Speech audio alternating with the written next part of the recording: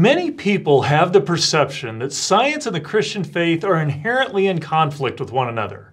They argue that the latest scientific discoveries make Christianity unreasonable and the creation accounts in the Bible unbelievable. But is this really the case? I'm joined here today with Ted Cable, professor of philosophy at religion at Southern Baptist Theological Seminary, to help address this question. Ted, the scripture tells us that God's fingerprints, God's glory is revealed in creation. So what do you see as the most compelling evidence for God's fingerprints in creation?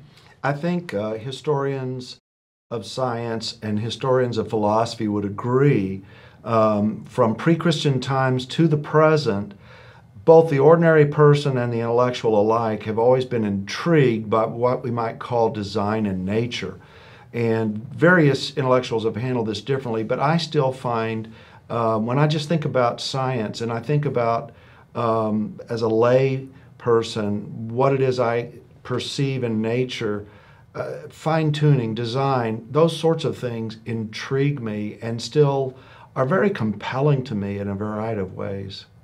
Yeah, I find that interesting because, I look back at Isaac Newton, and one of the things that intrigued him as he developed his theory of gravitation was the idea that gravity said things should be unstable, and he saw God's handiwork in keeping things balanced, if you will. So it seems like that idea has a fairly long history. How has that played out in history? What do you find so compelling about that? It's interesting if we think of sort of the prototypical scientists, and by that I mean the original Greek philosophers. They were trying to understand the world apart from Greek mythology. And so they would begin to do things like math equations, to think of geometry on measuring the height of the pyramids or whatever.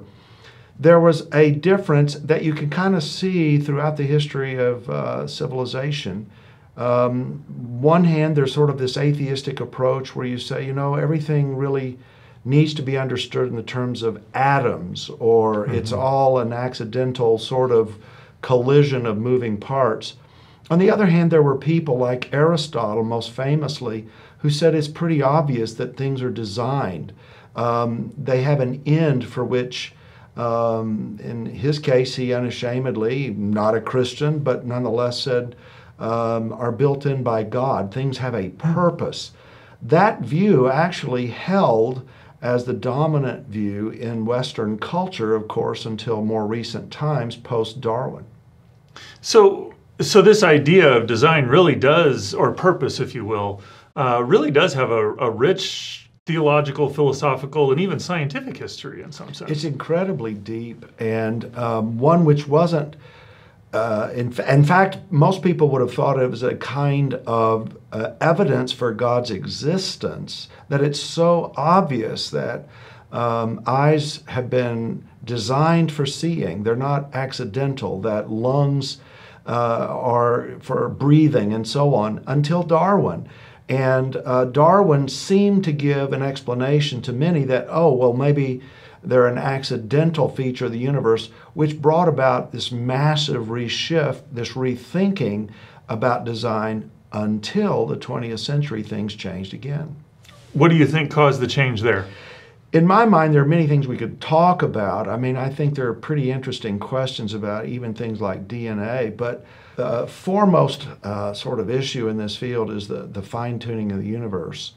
And therefore, since especially the 1970s, philosophers and scientists alike have been intrigued by whether or not the universe has this appearance that it's so fine-tuned, and so fine-tuned in such a way that intelligent life would come to one day think about the very question of why is it fine-tuned? This strange feature of the universe doesn't seem to go away, and it intrigues everybody from atheists to Christian alike.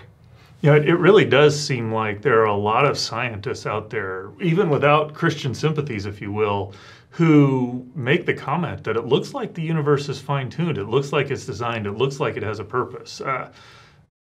As a Christian, that really doesn't surprise me. I mean, how would you respond to such a person? Yeah, what I would say is if it For a lay person, I'm not going to try to pretend that I can get into all the fine details, but as a philosopher, I understand that much of these kinds of questions end up being philosophical. That is to say, scientists can give me explanations of data, they can observe, they can test, and so on. But in the end, many of the answers come from philosophy. It's like, is it okay to say that it looks designed or fine-tuned intelligently if it looks fine-tuned intelligently?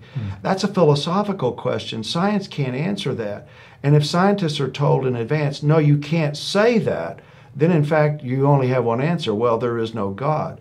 But if you look at it and it looks fine-tuned, and you're not philosophically predisposed to say, no, I can't say that, then I'm very comfortable. In fact, I'm in pretty good company with a lot of very smart scientists in saying, yeah, it sure looks that way.